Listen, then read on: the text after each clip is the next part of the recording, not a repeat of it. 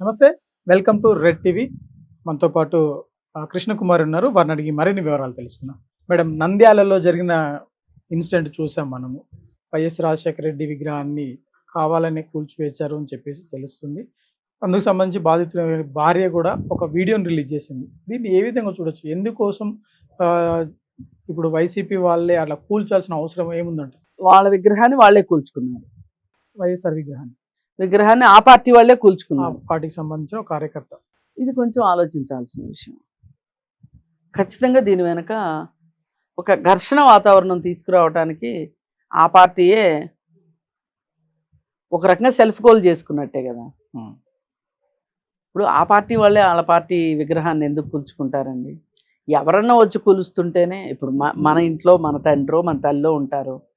మన తల్లినో తండ్రినో ఎవరన్నా ఏమన్నా అన్నారనుకోండి, మనకు ఎలా ఉంటుంది? బాధ ఉంటుంది. కానీ ఒకవేళ అలా అన్నాము అంటే దాని వెనక ఏదో ఒక ప్లాన్ ఉంటేనే, బిగ్ ప్లాన్ ఉంటేనే అంటాం. అక్కడ ఏదో బిగ్ ప్లాన్ ఉంది అంటే వాళ్ళకి రాజకీయంగా ఏమి చేయలేకపోతున్నారు వైసీపీ వాళ్ళు. ప్రతిపక్షంగా చేయగలిగింది కూడా వాళ్ళు చెయ్యట్లేదు. అసెంబ్లీకి వెళ్ళట్లేదు. జనాల్లో పనిచేయాలి అంటే చాలామంది కేసులు ఉన్నాయి, జైలుకి వెళ్ళి వస్తున్నారు ఒకళ్ళ తర్వాత ఒకళ్ళు. ఈ పైగా లిక్కర్ స్కామ్లో చాలామంది దొరుకుతున్నారు. ఇప్పుడు అక్కడ వైజాగ్లో చూసుకుంటే ఇప్పుడు శాంతి అన్న ఆవిడ విజయసాయి రెడ్డితో కలిసి స్కామ్ చేసింది. ఆవిడ జైల్లో ఉంది. ఇప్పుడు విజయసాయి రెడ్డి కూడా నేను ఆ పార్టీ కాదంటాడు కాసేపు, అవునంటాడు కాసేపు, ఏమంటాడో ఆయనకే తెలియదు. మరి చెవిరెడ్డి భాస్కర్ రెడ్డి లాంటి వాళ్ళు ఈ లిక్కర్ స్కామ్ కేసు చుట్టూ తిరుగుతున్నారు. అలాగే కొంతమంది ఈ సోషల్ మీడియా డిజిటల్ ప్లాట్ఫామ్కు సంబంధించిన డిజిటల్ మీడియాకు సంబంధించిన కేసుల్లో కొంతమంది, ఇకపోతే కొంతమంది అసలు పార్టీనే మారిపోయారు. కొంతమంది ఇది మన టైం కాదు అని చెప్పి గప్చుప్గా వాళ్ళ వ్యాపారాలు వాళ్ళ పనులు వాళ్ళు చేసుకుంటున్నారు. ఏ రకంగా చూసినా ఈ జిల్లాలో ప్రభావవంతంగా ఉన్నాం మనం అనుకోవటానికి వైసీపీకి అవకాశం కనిపించట్లా. అందుకే ఆయన నేను ఎలక్షన్ ఒక సంవత్సరం ముందు నేను పాదయాత్ర చేస్తాను అని మళ్ళీ అంటున్నాడు. ఎందుకంటే ఇందుకే శ్రేణుల్ని మళ్ళీ కదిలించాలని. సరే, ఆయన పార్టీ శ్రేణులను ఆయన కదిలించాడు అనుకోండి, వాళ్ళ పార్టీ వాళ్ళే ఓటేస్తే సరిపోదు కదా, ప్రజలు కూడా ఇయ్యాలి కదా. ఇప్పుడు ప్రజలు అడుగుతారు కదా, మా కోసం నువ్వేం చేసావు? అసెంబ్లీలో ఏమన్నా మాట్లాడావా? సీఎం చేత ఏమైనా చేయించావా? ఈయన ఏమనుకుంటున్నాడంటే యాంటీ ఇన్కంబరెన్సీ అన్ను నా పార్టీ వాళ్ళు కలిస్తే నేనే గెలుస్తాను అనుకుంటున్నాడు. ఓకే అని ఆయన వ్యూహం అది. సరే, ఏం జరుగుతుంది అనేది చూడాలి. ఇక్కడ ఈ వైఎస్ఆర్ అంటే ఒక సెంటిమెంట్ ఉంది, అవునన్నా కాదన్నా. ఆ సెంటిమెంట్ని ఈయన కాస్త వాడుకోవాలని అనుకుంటున్నారు. అనుకుని ఆయన ఏం చేస్తున్నాడు, వాళ్ళ తాలూకా వాళ్ళే వాళ్ళకి చెప్పారు, కేసులు అయితే మేము చూసుకుంటాము, నువ్వు నీ పని కానిచ్చేయని. అది కాస్త మిస్ఫైర్ అయింది. లేకపోతే వాళ్ళ కార్యకర్త పగలగొట్టింది ఎవరు చూడాలి?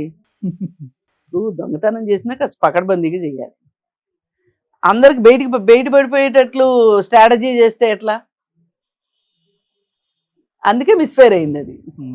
అందుకని అంత ఈజీ కాదండి. జనాలు అలజడి సృష్టించాలి, ఉండాలి. ఇన్నాళ్ళు మేము గప్చుప్గా ఉన్నాము, ఈ ఇన్సిడెంట్స్ మేము లా అండ్ ఆర్డర్ ప్రాబ్లం రావాలి. ఇప్పుడు చాలా మంది ఒక రకంగా అండర్ గ్రౌండ్కి వెళ్ళిపోయారు, గొడవలు చేయగలిగిన వాళ్ళు కూడా.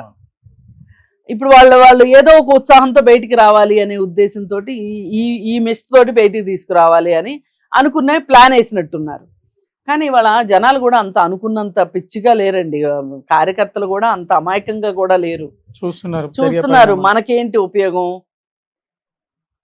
పోనీ మనం మాట్లాడేది ఏమన్నా సమంజసంగా ఉందా, ఇది ఏమైనా మనకేమన్నా వ్యక్తిగతంగా కూడా పనికొచ్చేదా, ఇలా చూసుకుంటున్నారు. ఈ రకంగా చూసుకుంటే ఎక్కడ స్కోప్ కనిపించట్లా. అందుకే ఇలాంటి అందుకే ఎవరు రాలా. మామూలుగా లేకపోతే ఈ పాటికి బగ్గు మనాలి లెక్క అయితే. మరి వైఎస్ఆర్ మీద ఉన్న సెంటిమెంట్కి ఇంకా ఈ రోజుకి ఫీజు రియంబర్స్మెంట్ కానీ ఆరోగ్యశ్రీ కావచ్చు, అవి ఎంత ఫెయిల్యూర్ పథకాలైనా సరే వాటి గురించి క్రేజ్ ఉంది జనాల్లో. అవును. ఫీజు రియంబర్స్మెంట్ది పూర్తిగా పక్కదారి పెట్టేసింది. అసలు అవసరమైన వాడికి ఉపయోగం కానట్లా, కాలేజీలో వాళ్ళకి ఉపయోగంగా ఉంది తప్పితే స్టూడెంట్స్కి పెద్ద ఉపయోగంగా కనిపించలేదు. ఇప్పటికే చాలా మంది ఆ ప్రోగ్రాంలో పెట్టే బదులు అసలు విద్యా వ్యవస్థ మీద పెట్టుంటే బాగుండేది ఆ డబ్బులు అని. ఆరోగ్యశ్రీ కూడా అంతే, ప్రైవేట్ హాస్పిటల్స్ బలపడటానికి పనికో కార్పొరేట్ హాస్పిటల్ కోసం పెట్టినట్టుంది తప్పితే అది జనాలకి ఆ డబ్బులతోటి గాంధీ ఉస్మానియా లాంటి జనరల్ హాస్పిటల్స్ మీద పెట్టుంటే ఆ డబ్బులు, లేదు ప్రైమరీ హెల్త్ సెంటర్స్ లో పెట్టుంటే గొప్పగా ఉండేది. ఇప్పుడు పేరు గొప్ప ఊరు దిబ్బ లాంటి కార్యక్రమాలు ఈ రెండు కూడా. సరే ఆటలు బట్టైనా వస్తారు జనాలని వీళ్ళు అనుకుంటున్నారు. అది లేదు ఇది లేదు. పైగా రోజుకొక స్కామ్ బయటకు వస్తుంది, అది జనాలు నమ్ముతున్నారు. ఒకప్పుడు చంద్రబాబు నాయుడిని జైల్లో పెట్టినప్పుడు జనాలే నమ్మలా. ఆయన ఏంటి ఇంత చిన్న స్కామ్ చేయడం ఏంటి, ఇది కక్ష కొద్దీ చేసిందే, కావాలని చేసిందే అని నమ్మారు జనాలు అనుకున్నారు. ఇప్పుడు అలాంటి పరిస్థితి లేదు. అందుకని ఏది ఏమైనా కాస్త ఇట్లాంటి ఏమంటారు పిల్ల చేష్టలు కాకుండా కాస్త జనాలతో ఉండి జనాల అవసరాలను గమనించి దానికోసం మీరు పనిచేస్తే మీరు 4 కాలాల పాటు ఉంటారు. Thank you.